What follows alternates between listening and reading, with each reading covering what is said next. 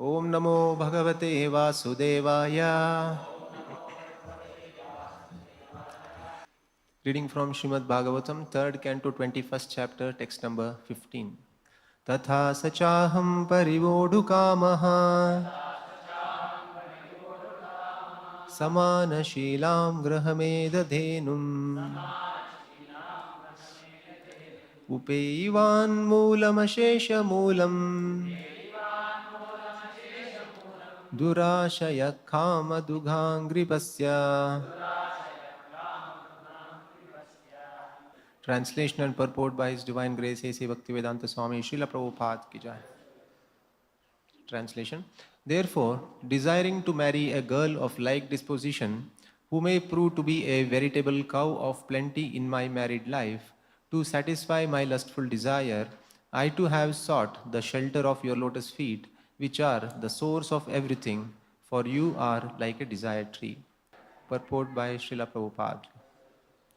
In spite of his condemning persons who approach the Lord for material advantages, Kardamuni expressed his material inability and desire before the Lord by saying, "Although I know that nothing material should be asked from you, I nevertheless desire to marry a girl of like disposition." The phrase "like disposition" is very significant. Formerly, boys and girls of similar dispositions were married. The similar natures of the boy and girl were united in order to make them happy. Not more than 25 years ago, and perhaps it is still current, parents in India used to consult the horoscope of the boy and girl to see whether there would be a factual union in their psychological conditions. These considerations are very important. Nowadays, marriage takes place without such consultation, and therefore, soon after the marriage, there is divorce and separation. Formerly, husband and wife used to live together peacefully throughout their whole lives, but nowadays it is a very difficult task. Kardamuni wanted to have a wife of like disposition because a wife is necessary to assist in spiritual and material advancement. It is said that a wife yields the fulfillment of all desires in religion, economic development, and sense gratification. If one has a nice wife, he is to be considered a most fortunate man. In astrology, a man is considered fortunate who has great wealth, very good sons, or a very good wife. Of these three, one who has a very good wife is considered the most fortunate. Before marrying, one should select a wife of like disposition and not to be enamored by so-called beauty or other attractive features for sense gratification. In the Bhagavatam 12th canto, it is said that in the Kali Yuga, marriage will be based on the consideration of sex life. As soon as there is deficiency in sex life, the question of divorce will arise. Kardamuni could have asked his benediction from Uma, for it is recommended in the scriptures that if anyone wants a good wife, he should worship Uma. But he preferred to worship the Supreme Personality of Godhead because it is recommended in the Bhagavatam that everyone, whether he is full of desires, has no desire, or desires liberation, should worship the Supreme Lord. Of these three classes of men, one tries to be happy by fulfillment of material desires, another wants to be happy by becoming one with the Supreme, and another, the perfect man, is a devotee. He does not want anything in return from the personality of Godhead. He only wants to render transcendental loving service.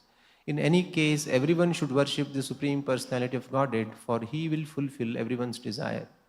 The advantage of worshipping the Supreme Person is that even if one has desires for material enjoyment, if he worships Krishna, he will gradually become a pure devotee and have no more material hankering. Thus ends the Bhaktivedanta purport. Desired tree. So, Kardamuni, on attaining the transcendental darshan of the Supreme Lord, still, as he himself is praying that about his inability to give up the strong desire for certain things. So he prays to the Lord that it is very condemnable that anybody who has the good fortune of seeing you can ask the Lord anything other than pure devotion service. And in spite of that, in spite of Kardamuni realizing that it is not correct, it is not appropriate, it is foolish to ask the Lord for anything in this material life. Kardamuni goes ahead and he asks the Lord, please sanction me. I desire to marry a girl of like disposition who will be a veritable cow of plenty in my married life. Openly he says, to satisfy my lustful desires. Kama dughangripasya. Durashayaha. He says, he knows it is durasha. And still he is asking, durasha, I have sought shelter, which are the source of everything, for you are like a desired tree. So Srimad Bhagavatam is a transcendental literature which is revealing the absolute truth. Who is the cause of all causes? The Supreme Lord, Sri Krishna, Lord Narayana, Vishnu is the Supreme Lord of everyone and everything, and is a Param Ishvaraha. So, and he is the source of everything, and everything exists for him. So these are the glories that are being revealed in Srimad Bhagavatam. The essence of all the Vedas, everything is revealed in Srimad Bhagavatam. So, Srimad Bhagavatam also contains various relationship between the Lord and his devotees in different kinds of situations. But the key thing is that the Lord is the central personality who is relating with his devotees in different manner. Here Kardamuni, he had some material desires, so he is telling the Lord that I beg that you satisfy these desires. And then it is already warned. Kardamuni himself says this is not the best, foolish people, this kind of happiness is available even in the hell, and still he asks. And this is because every aspect of the Lord is revealed every aspect of the Lord and his devotees is revealed in Srimad Bhagavatam. Various personalities like Kardamuni, they are all part of the Lord's Leela. In order to demonstrate, in order to put forth the reality that the conditioned living entities in this material world will always have material desires. Otherwise they'll be pure devotees. They'll always have material desires.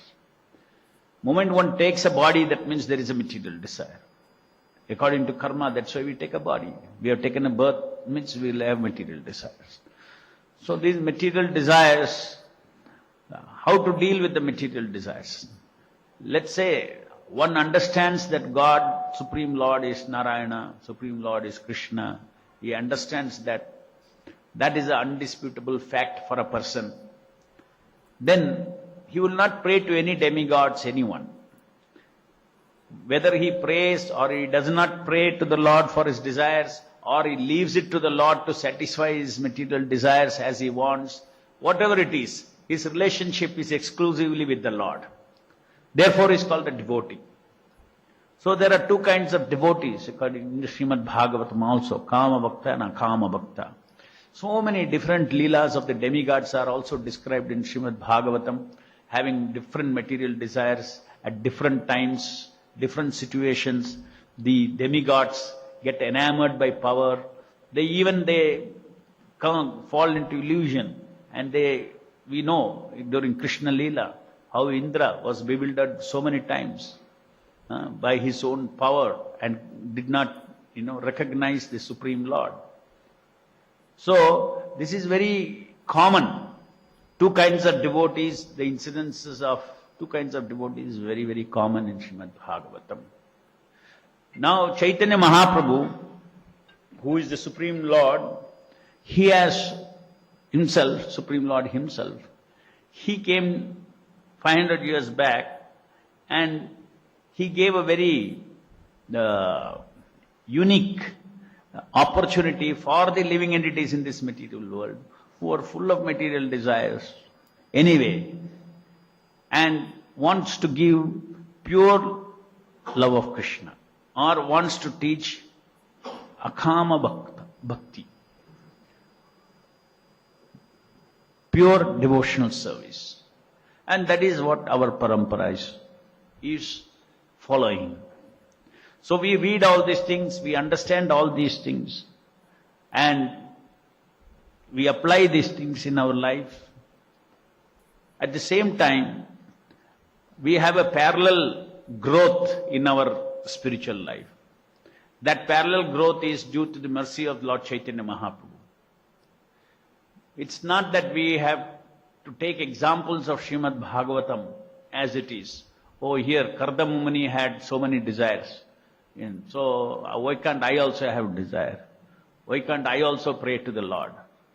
But Prabhupada condemns that. Our Acharya condemns that. Our Acharya is giving pure devotion service.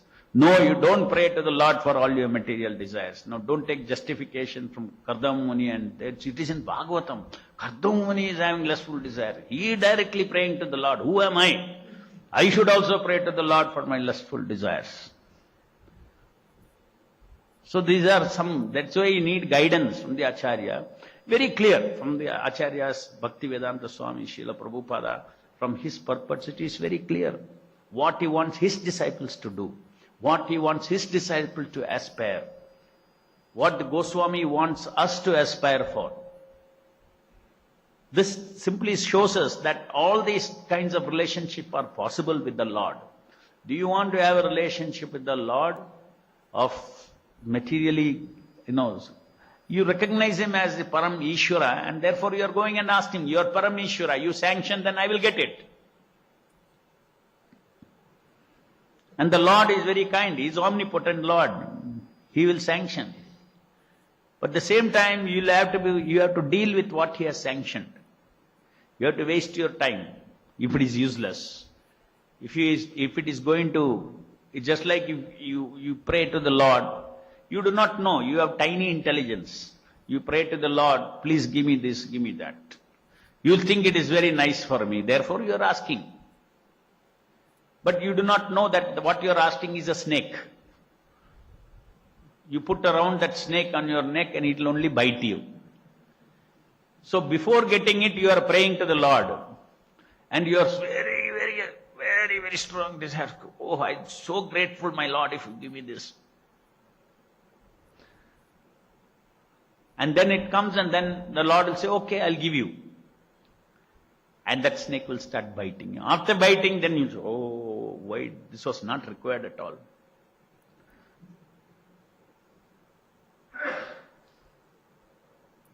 Even in material life, you see so many times parents pray, give me a son, give me a daughter, they pray, and who is like this, who is like that, who is like that. And then those children, when they grow up, we have seen so many times, rest of the life for the father and mother, their children are misery. They bring misery. They bring misery, they bring hatred, they don't talk to them, they so much lovingly, with great hope, you bring them up, my child, and then at the end you will see what happens. So many cases are there.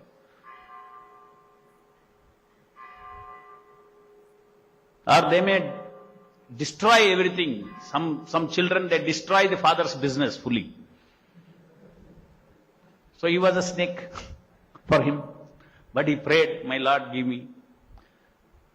So therefore, Prabhupada recommendation is that we simply surrender to the Lord and we engage in His service. No doubt, so many background desires will be there, because unless you become pure devotee, these desires will haunt us. And these desires are in our subtle body. And either they are in the subtle body, or even if you are not pure, you may generate fresh desires, material desires. But these desires are, the Prabhupada's recommendation is that you don't bother about it. You serve the Lord, and Lord knows what desire to satisfy, what desire not to satisfy. And that faith should be there, that my life is in the hands of the Lord. That is exactly what it means. Sarvadharman parityeja mamekam sharanam vraja.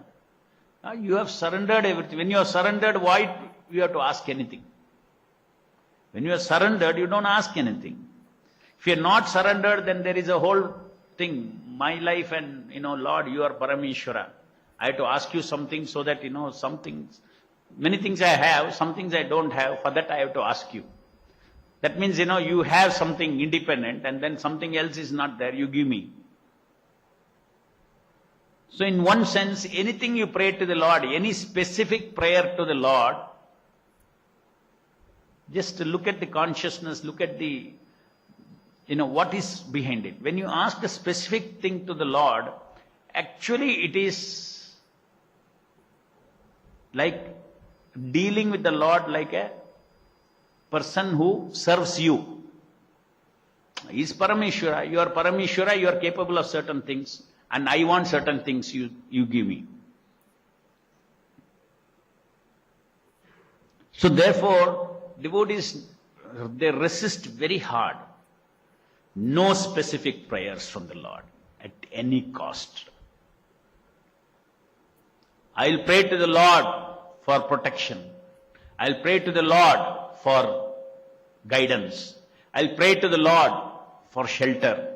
I pray to the Lord for good intelligence. But I don't pray to the Lord, this particular thing should happen, that particular thing should happen, make it happen, sanction this, don't sanction this. All these things are treating the Lord like an order carrier, the order supplier, which is not in line with the bhakti that Chaitanya Mahaprabhu is teaching. Chaitanya Mahaprabhu is teaching something very high. But somewhere to start, Prabhupada is teaching us all these wonderful things. Chaitanya Mahaprabhu says, na dhanam, na janam, na sundarim, kavitam, ma jagadesha kamaye. Chaitanya Mahaprabhu is saying, no, na dhanam, na janam, na dhanam, wealth, na janam, followers, na dhanam, na janam, na sundarim, beautiful wife, na dhanam, na janam, na sundarim, kavitam, va jagadesha kamaye. I don't want praises. I don't want glorification. Life after life, I simply want your transcendental service. Why does a devotee ask only transcendental service? Actually, constitutionally, that pure devotional service, the sense of satisfaction of serving the Supreme Lord, is the soul's constitutional pleasure, transcendental pleasure. That's Krishna says in the Bhagavad Gita, the pleasure of the self in the self. That means you are happy because of yourself. What is yourself? You are happy with yourself because of having served the Lord.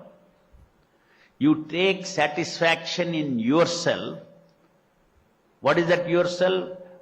You take the satisfaction on yourself for your activities in pleasing the Supreme Lord. That is called transcendental satisfaction. That is called atindriya sukham. It is not indriya sukha. Neither material indriya, even in the spiritual world. Spiritual indriya also.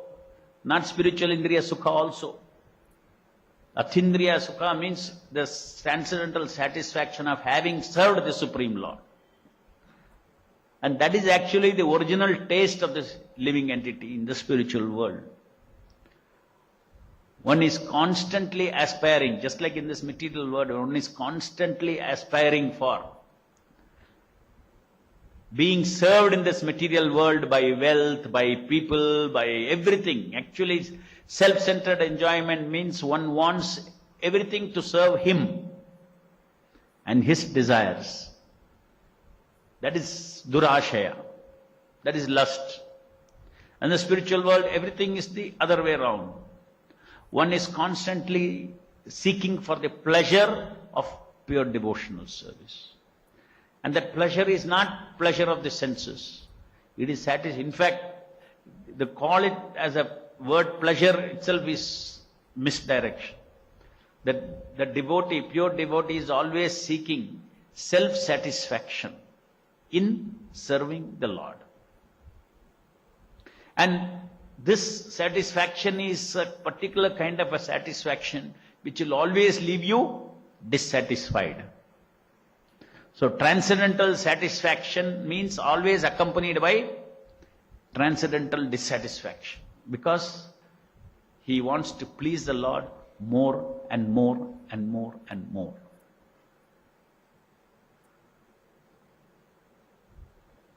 So, we follow what Srila Prabhupada has given us, how Srimad Bhagavatam should be understood, how it should be practiced, how each description in Srimad Bhagavatam is to be understood in our context of life.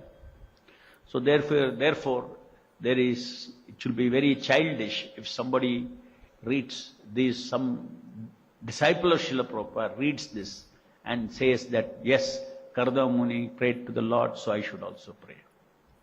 No problem. If you cannot follow what Prabhupada says, then you fall back and pray. Nothing wrong. You can pray to the Lord for specific desires, but that's not what our Acharya says. It's not very intelligent. As here itself warning is given by the very same person who is praying, your lotus feet are the true vessel to take one across the ocean of mundane nations.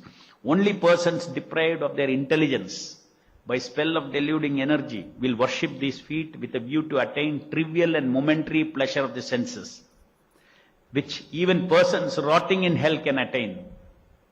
However, O my Lord, you are so kind that you bestow mercy even upon him. So the Supreme Lord is Supreme Controller. The Lord wants us to be properly situated as his servants. That is his desire. Lord has no other desire. Lord is the proprietor of everything. He is owner of everything, is the enjoyer of everything, is the controller of everything. What does the Lord desire? The Lord desire, just like what does the Father desire? The Father desires the welfare of the child. Similarly, we as spirit soul, the Lord is not some egocentric enjoyer. Lord is seeking enjoyment for everyone. Just like the child should be properly situated, that's the desire of the Lord. And the Lord wants, in the material world, the Lord is all-pervading. He is as Paramatma. He is seated in everyone's heart. So he wants everyone to come to the point of engaging in devotional service. So we preach Krishna consciousness. It's not on an intellectual platform we preach. Chaitanya Mahaprabhu has given us a very powerful weapon of chanting Hare Krishna Mahamantra, and along with chanting the Hare Krishna Mahamantra, then we learn how it becomes easy for us to engage in purer and purer and purer devotion service. Our devotion service becomes purer and purer. Our chanting also becomes purer and purer. That means all our contamination slowly will get wiped out, and we start getting the transcendental, that self-satisfaction. We only look for that. You should come to a stage where we only look for that satisfaction of the self in the self. Or you can say satisfaction. Actually, Krishna, when he speaks in the beginning of Bhagavad Gita, self in the self, he's talking about simply realizing that you are spirit. But our philosophy is much advanced. You should take satisfaction of the self in the self-service to the Lord. Because in the Mayavada philosophy, in the impersonal understanding, the understanding that the self has got identity, self has got activity, self has got feelings, thinking, all these things is not there. Naturally, these are all transcendental feelings, transcendental thinking, transcendental activities. No doubt, there are activities in the three modes of material nature. There are two domains of activities. So those things are illusion. Everything is illusion. In the karmis world, everything is illusion, because everything is set around the false ego. So to that degree, the impersonal philosophy is correct. Nirguna, nirguna, nirguna, all these things are not the transcendental qualities that, I am only pure spirit. They're correct. But Krishna conscious philosophy, Bhagavatam philosophy, goes to the next level and says about positive activities, positive feelings, positive service, positive relationship, and the highest of all relationship is the relationship with Krishna. And that relationship is pure devotion service, that's the relationship of pure love. And in such relationship of self, in this, in devotional service with the Lord, is something that is what we are taught by this parampara to practice, taking highest satisfaction. Highest satisfaction is in service of the Lord, without expecting anything in return. One is completely, where is the question of me and I have no concern for myself. Who am I? If you think I am some separate, then you have so many concerns. I am some separate. Why I am under the shelter of the Lord? What is my concern for me? I should not have concern for me. I am under the shelter of the Lord. What the Lord wants will happen to me. What the Lord wants, I will be used by the Lord whichever way He wants. So in this way, devotee has no anxiety for himself. Why I should have anxiety for myself? When I want to only become His servant. I want to follow His orders. There is no sense of separate anxiety for the Lord, for the devotee, for himself. Because he knows that he has full faith that he is Lord's. He belongs to the Lord. Whatever happens, the Lord has some wish. Let it happen. Let me go through that. That is the meaning. That is what the Sarva Dharman Parityaja means. So, even material desires come under that. If the desires are there, what can I do? My mind cannot control. I left it to the Lord, whatever way I want. I know no one but my Lord. I understand that I am pure spirit soul, I should have pure desires, everything. But then also I have a material body, my karma, all these things are influencing me. Your mercy, you live to, which way you want to burn my karma or satisfy my karma and burn or clean it off at the seed, it's all to be engaged in your service. That is my goal. And that's what is to be understood from all these purports. For us, in this incident of Kardamuni, more than this verse, what is most applicable is the previous verse. Your lotus feet are the true vessel to take one across the ocean of mundane nescience. Only persons deprived of their intelligence by the spell of deluding energy will worship those feet with a view to attain the trivial and momentary pleasures of the senses, which even persons rotting in hell can attain. However, O my Lord, you are so kind that you can bestow mercy even upon them. Still you understand and glorify the Lord's extraordinary kripa, mercy on the living entities. Any questions? Yes.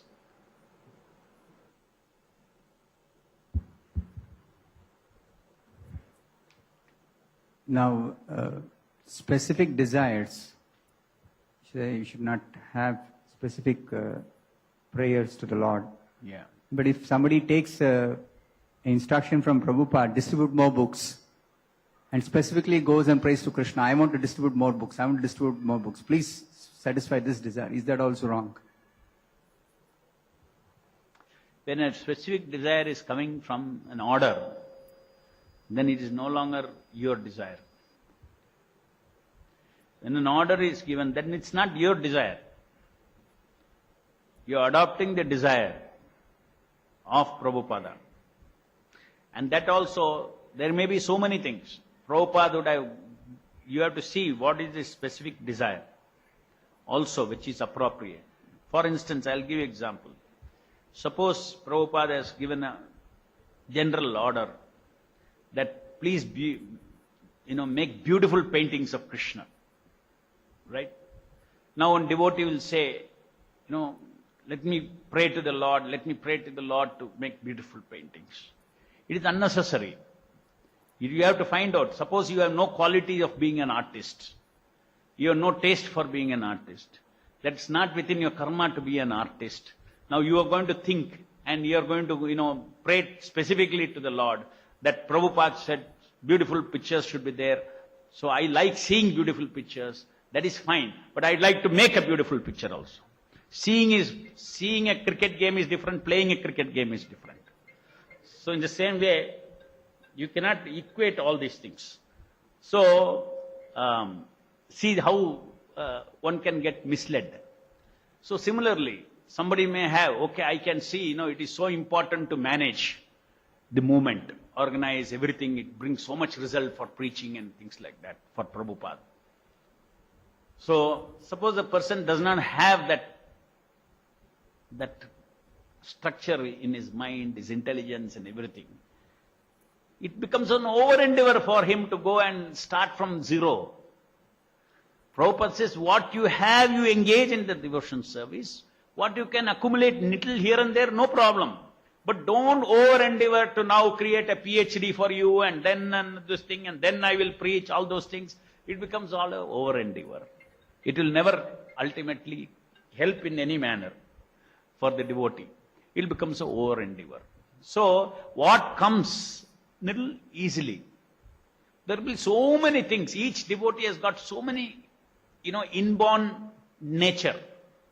One should identify that. Even in Karmi world they say, don't try to do everything. See what is your key core areas of taste and competency and everything. And then whole life you work on that, then you will excel in that field. In the Karmi world they say that. Don't desire everything. If you are expert in that now, become core expert in that. Similarly, we have to see what is our ability, what is our taste, what is our nature, and then according to that, that's why all the detailed things should be left to the Lord. You should not think that, I have a big headache of finding out specific desires for myself to please Krishna. Why? You pray to the Lord. Paramatma is in your heart. He will reveal specific situations, specific desires. He'll put you in specific situation where actually your devotion service will be facilitated. It is very important that, especially when we begin devotion service, we should not get overburdened. It's very important. Materially, one should not have too much overburdening. It becomes prayasa. One should take prayasa for chanting Hare Krishna. One should take prayasa for reading. One should take prayasa for all these things.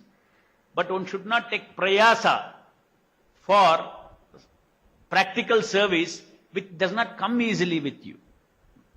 No doubt, in our Krishna consciousness movement, with a different kind of a training, to impart different kind of training, initially a devotee, when he comes and joins the movement, then we put everybody through a certain state to teach them tapasya.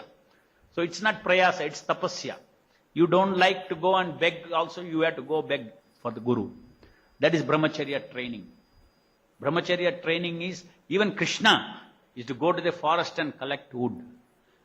He is the Supreme Lord. Why should he is the son of Nanda Maharaj, the son of such a rich person. Along online with, side by side with Sudama, together they went and did the same thing, to collect firewood from the forest. So in the same way, tapasya is there.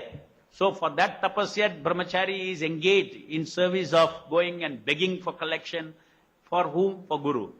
The fruit is for the Guru. Whatever service we are doing is for Prabhupada. If you go and collect for temple, it is for Prabhupada. So we are going in. So it's very honorable service to go out and collect, in the sense that you may not have taste. But still, you will struggle, you will go. So one should not mistake. So I have so much false ego, that means I don't have taste to go and beg. So why they are making me do this? No, that is meant for austerity and tapasya. Now, that's why, after that, the authorities also know what is the different taste of different devotees. After having taught them the basic principles of surrender, basic principles of devotional service, doing what is being, specific instructions being given. If each devotee in the temple starts having specific desires, this movement will never survive. I want to do this for Prabhupada, I want to do this for Prabhupada, I want to do this for Prabhupada, I want to... It has to be under the umbrella of praying to the Lord for manifesting the specific desires, specific services that, I am supposed to do, I can do according to your wish, according to Prabhupada's wish, so that I become purified. This is one of the reasons we also teach all the devotees who join. So keep aside all your, you might have had so many desires, I have to do this for Prabhupada, I have to do that for... 3-4 years keep aside, or sometime, you keep aside all those things. Purify. No, nobody is encouraging us, I came because I want to do so many things for Prabhupada. So first you do for yourself. Purification. And then you will be prepared, your ground will be prepared. You will create a foundation where you can actually do for Prabhupada. First things first. First prepare yourself. First let us purify. Let us understand the principles of how to do for Prabhupada properly. So that should be done under the shelter of the Vaishnavas. When one goes through that process, he will get through the whole purification. And then Lord will manifest specific desires. Even at that stage, he doesn't think that this should happen. If the Lord's desire is that, then he will manifest. He will put the devotee in that situation. You don't have to fight for any situation like that. Any other question? Jai Grandaraj Srimad Bhagavatam ki jai, Jagat Guru Srila Prabhupada ki jai.